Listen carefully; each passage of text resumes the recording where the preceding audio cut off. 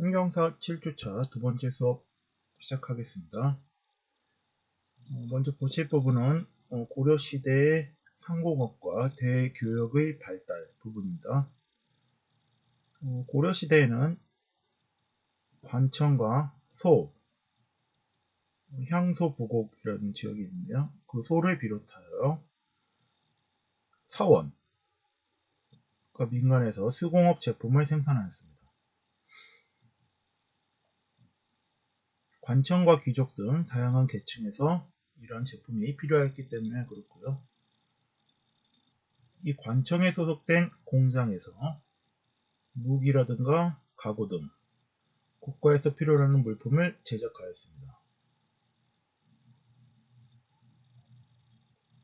소와 사원에서도 수공업품을 생산하였으며 소에서는 금과 은, 종이 등 특정의 물품을 생산하여 나라에 바쳤습니다. 그 사원에서는 직물이나 기와 등을 만들어 유통시켰고 농민들은 간해수공업 형태로 주로 의복 등을 만들었습니다.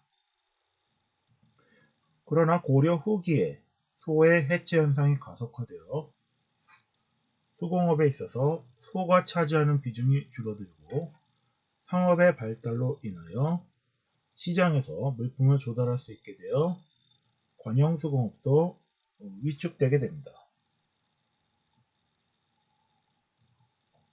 관형수공업에 종사했던 장인들이 독립해서 이 수공업품을 생산하면서 민영수공업으로 점차 바뀌어가게 됩니다.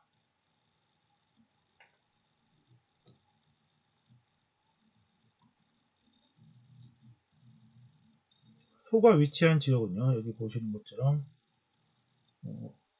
주로 이제 남쪽 지역에 펼쳐져 있습니다. 대각국사 의천의 경우에는 이 화폐 사용을 주장하였는데요.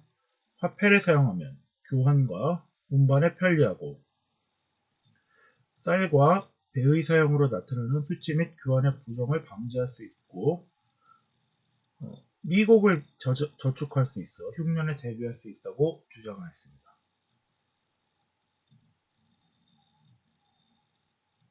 소라는 곳은요, 수공업의 중심지로서 특수행정구역입니다. 다양한 수공업품을 전문적으로 생산하였고 이를 왕실은 물론 귀족과 민간에게 공급하였습니다. 그러나 그 생활이 열악하였고 이를 견디지 못한 소민들이 도망가는 경우도 많았습니다. 망이 망소이에 난해서 알 수 있듯이 이 소라는 소민의 신분에서 벗어나기 위한 적극적인 공기가 일어나기도 합니다. 고려 후기에는 이 소의 해체 현상이 가속화되어 일반 군현으로 통합되어 가게 됩니다.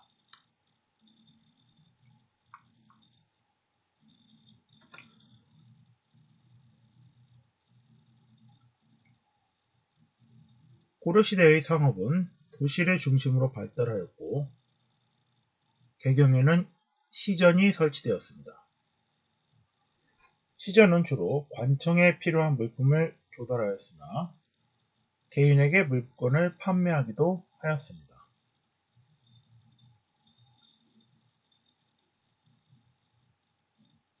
지방에는 비정기적으로 장시가 열렸고 장시에는 물물교환 형태의 거래가 이루어졌습니다.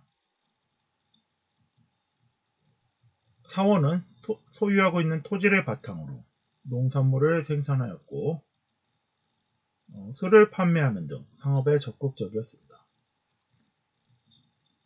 고려시대에는 곡물 대납이 증가하면서 상업활동이 활기를 띠게 됩니다. 쌀과 배 등의 현물이 화폐로 사용되었으나 금속 화폐도 함께 사용이 되고 있었습니다. 고려 성종 시기에는 철전을 주조하였고 고려 숙종 시기에는 동전과 활구를 만들어 사용하였습니다. 고려 성종 때 철로 주조한 화폐로는 건원 증보가 있습니다.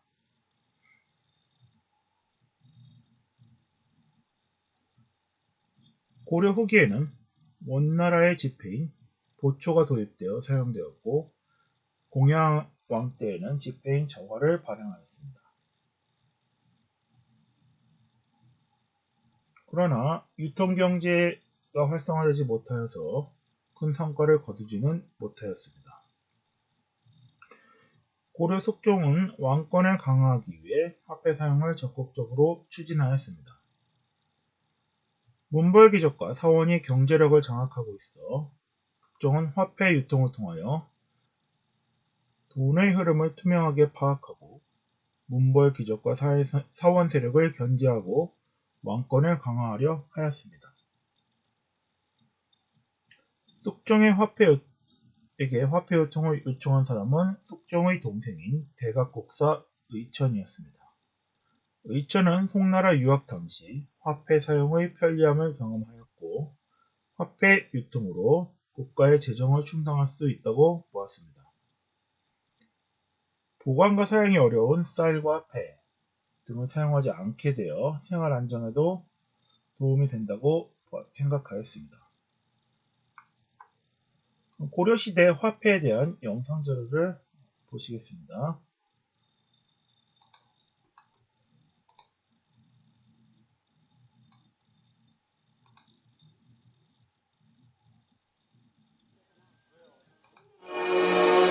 대각국사 문집에는 의천이 숙종에게 올리는 주전건의 상소문이 실려있다.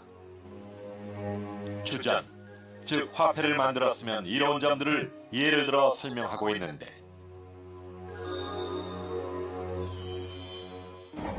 첫째, 돈을 쓰면 운반의 수고로움을 덜 수 있고 둘째, 간교한 무리들이 쌀에 잔물을 섞는 협잡을 방지할 수 있으며 셋째, 녹봉을 쌀로만 지급하는 데에서 오는 폐단을 막을 수 있고 넷째, 화폐를 사용하면 보관과 저축이 편리하다는 점을 들고 있다. 의천의 해박한 화폐 이론은 실제 중국에서의 체험에서 비롯된 것이다. 북송의 수도였던 개봉에 자리한 상국사는 송나라 황제들이 제를 올리며 나라의 안녕을 기원했던 사원이었다.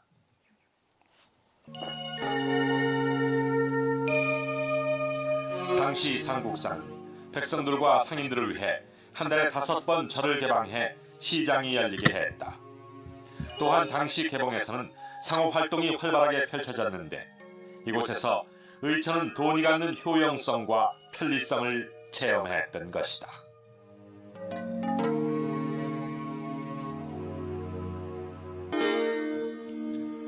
당시 숙종은 의천의 상소를 적극적으로 받아들여 주전 도감을 설치하고 해동 통보와 삼한 통보 등 동전을 발행한다. 그리고 강력하게 화폐 유통을 추진한다.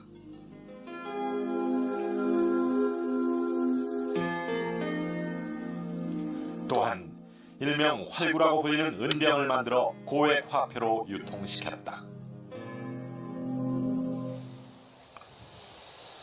숙종은 취약한 왕권을 강화하기 위해 여러 가지 개혁 정책을 추진하는데 그중 하나가 남경천도였다. 즉위한 지 4년째 되던 해, 숙종은 북한산 자락에 있는 승가굴에 행차해 제를 올린 뒤 남경이 세울 양주 땅, 현재의 서울을 직접 돌아보았다. 당시 행차에는 의천도 동행하는데 그가 숙종의 남경 건설 사업에 깊숙이 관여하고 있음을 보여준다.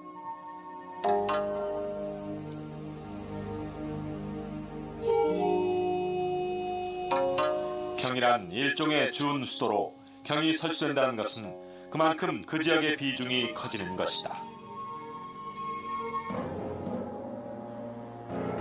숙종이 남경 건설을 추진한 것은 개경과 서경 그리고 남경 등 3경을 완성하면 나라가 융성하고 태평이 보장된다는 풍수지리설을 받아들인 것이지만 실제적으로는 남경천도를 통해 해경 지역에 기반하고 있는 문벌 귀족을 견제하기 위한 것이었다. 의천과 함께 숙종의 개혁을 주도한 사람은 이윤관이다. 이윤관은 숙종의 뜻에 따라 군사개혁을 단행한다. 두 차례 여진과의 싸움에서 패한 뒤 이윤관은 여진 정벌을 명분으로 정규군 외에 별무반을 설치할 것을 건의한다.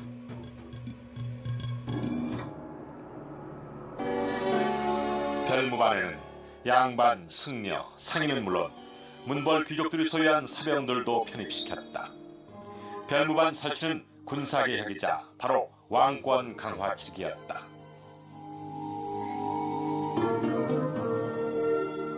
그리고 남경 설치와 별무반 설치라는 숙종의 개혁 정책을 재정적으로 뒷받침하는 것이 바로 의천의 주전론인 것이다.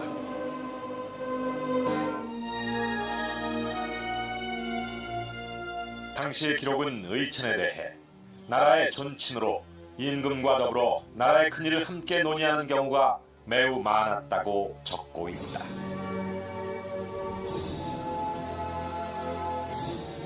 대각국사 의천, 그는 단순히 승려로 머문 것이 아니라 고려 중기 취약한 왕권을 강화하고 현실 사회를 개혁하고자 노력했던 뛰어난 경세가였다.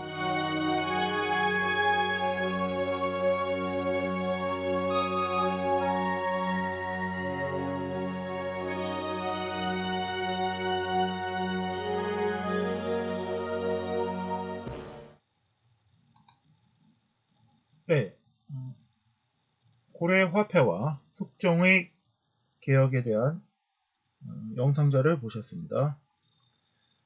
다음으로 이제 고려의 무역 활동에 대해 보시면요.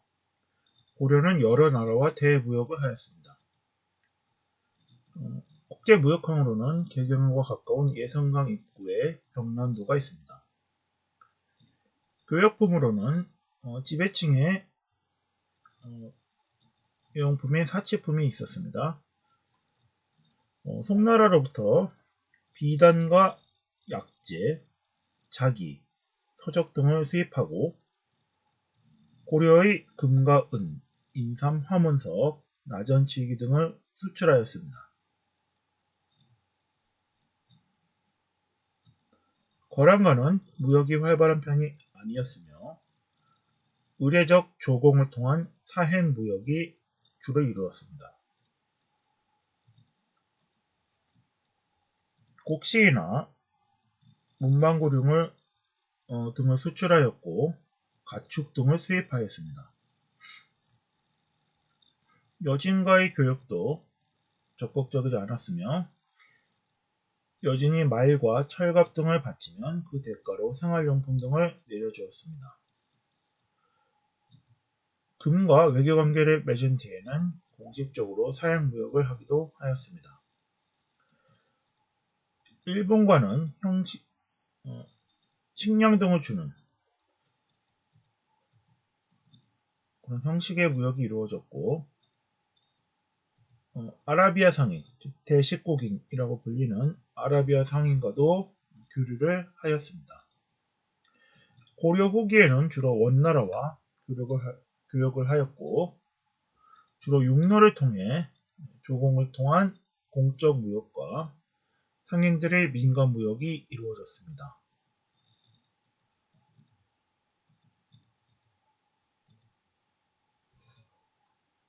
(1976년) 신안 앞바다에서 발견된 난파선에서는 원을 출발하여 고려를 거쳐 일본으로 가려던 무역선이 발견되었습니다. 이 배에는 중국의 도자기와 고려 청자, 목간, 후추 등의 물품이 실려 있었습니다. 원 간섭기에는 고려 왕실이 직접 무역에 나설 정도였으며 충렬한의 왕비인 제국대장 공주는 인삼 등을 중국에 수출해 많은 이익을 얻었고 충수광은 상인 출신인 남만인과 생목인을 관리로 기용하기도 하였습니다. 충혜왕은 원가의 무역을 통해 자본금을 마련하기 위해 무역에 나서기도 하였습니다.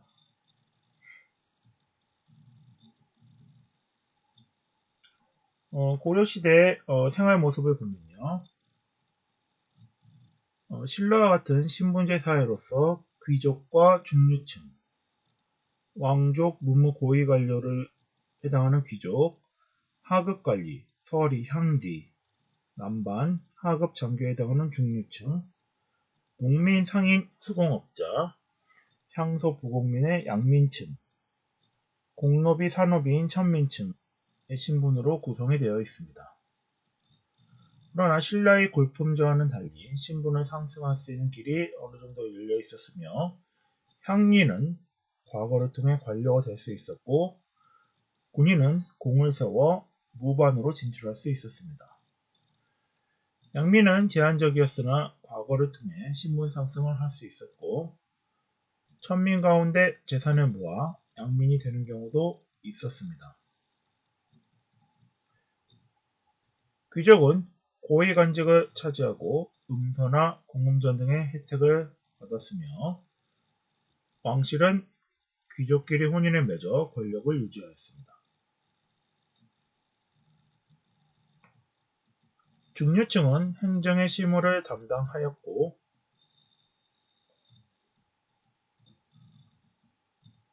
양민은 대다수가 농민이었으며 백정이라고 불렸습니다.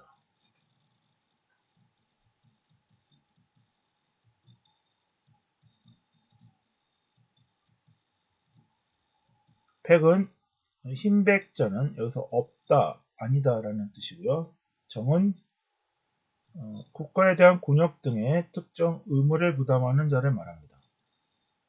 따라서 백정은 국가에 있어서 곤욕 등의 의무를 지지 않고 농사만을 짓는 백성을 의미하게 됩니다. 이 백정의 의미는 조선시대에 와서는 의미가 바뀌게 되고요.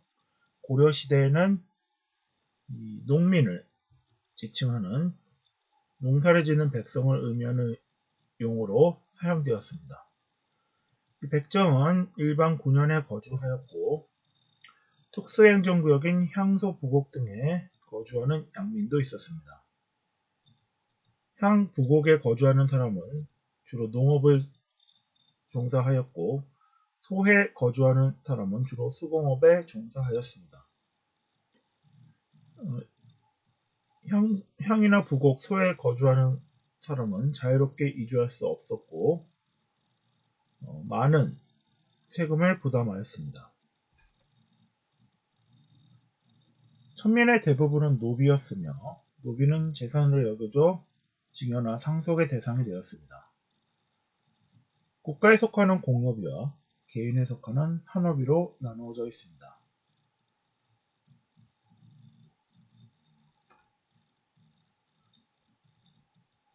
개경과 서경 및 12목에 상평창을 설치하여 물가를 조절하였고 백성을 고주하기 위해 봄에 곡식을 빌려주고 가을에 갚게 하는 의청 제도를 시행하였습니다. 개경과 서경에는 동서 대비원을 설치하여 환자를 진료하고 어려운 사람을 돌보아 주었으며 해민국에서는 의학을 전담하였습니다.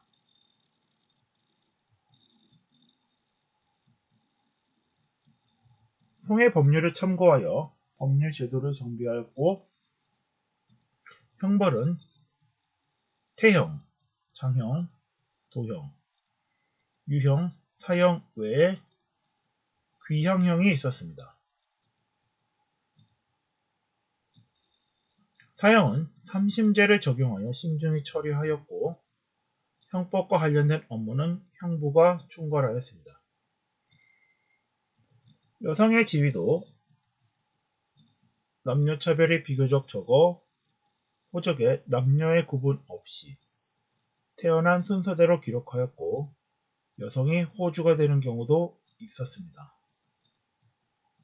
혼인 후 처가살이를 하는 경우도 많았고 사위와 외손자에게 음소의 혜택을 주기도 하였습니다. 제사는 자녀에게 균분상속되었고 재산은 돌아가면서 지냈습니다.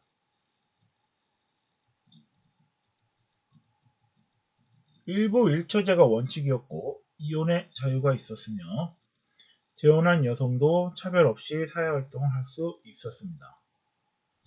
지배층 사이에서는 근친혼과 동성혼이 행하여졌고 왕실에서는 권력 강화를 위해 근친혼이 빈번히 이루어졌습니다.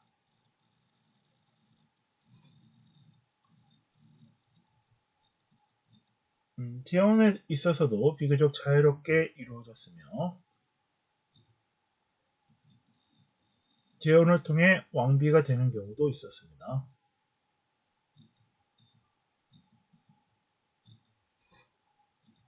고려시대에 이런 것과 관련된 영상 자료를 보시겠습니다. 고려시대 여성의 지위에 관한 것입니다.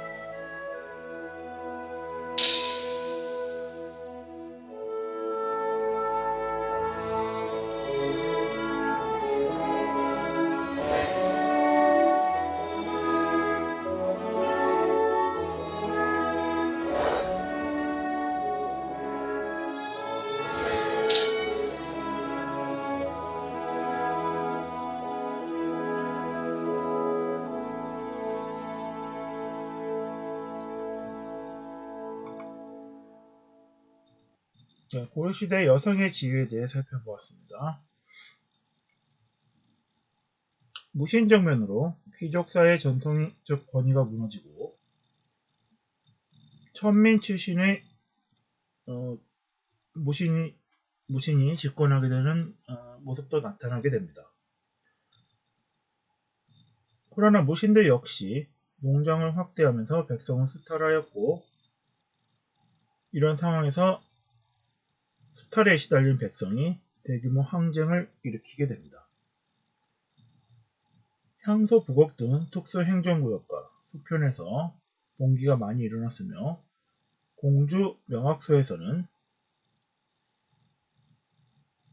망이 망소회를 중심으로 봉기가 일어나게 됩니다. 경상도의 운문과 초전에서는 김삼위와 효심이 농민 봉기를 일으켰고 고구려 백제 신라 부흥운동과 같은 왕조를 부정하는 봉기도 일어나게 됩니다. 이후 만적을 비롯한 신분 해방운동이 일어나고 백성의 봉기는 끊이지 않습니다. 이를 해결하고자 석현의 지방관을 파견하고 향소 부곡을 일반 군현으로 편입하는 정책을 취하기도 합니다.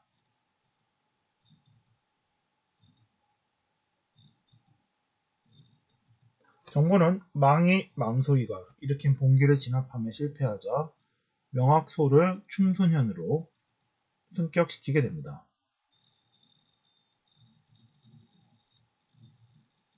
망이 망소이는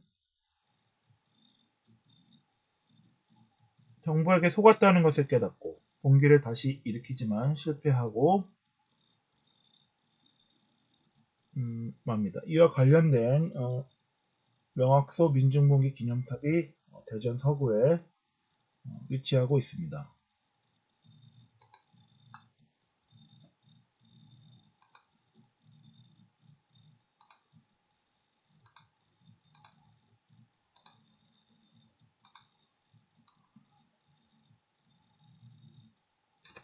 원간섭기에는 고려의 신분제도가 크게 동요를 일으키게 됩니다.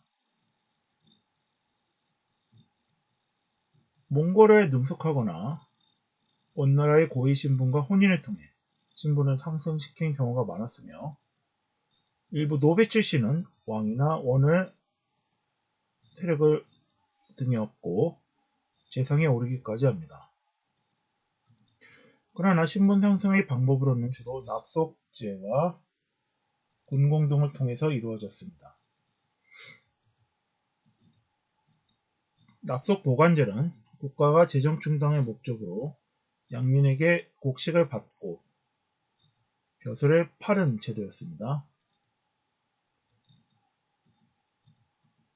그래서 쌀 5석을 받고 종 9품의 벼슬을 주거나 쌀 10석을 받고 정 9품의 벼슬을 주거나 이런 식으로 납속보관제가 시행되었습니다.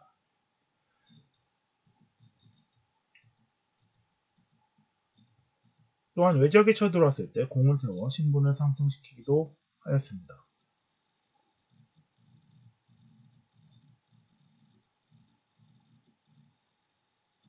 납속보관제 등을 통한 신분 상승으로 많은 수의 귀족이 생겨났고 향리가 과거를 통해 신분 상승을 이루기도 하였습니다. 그러나 관직의 수가 한정되어 있어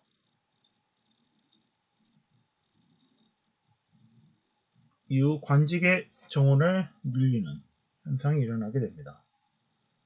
이러한 신분제의 동요로 인해 고려의 운영의 전반적인 틀도 많이 흔들리게 됩니다.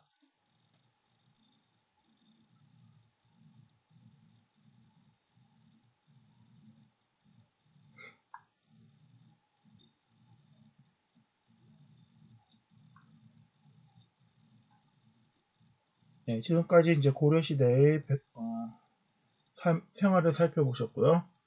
다음 시간에는 고려시대의 어떤 사상에 대해 살펴보도록 하겠습니다. 이상으로 한경사 7주차 두 번째 수업을 마치겠습니다.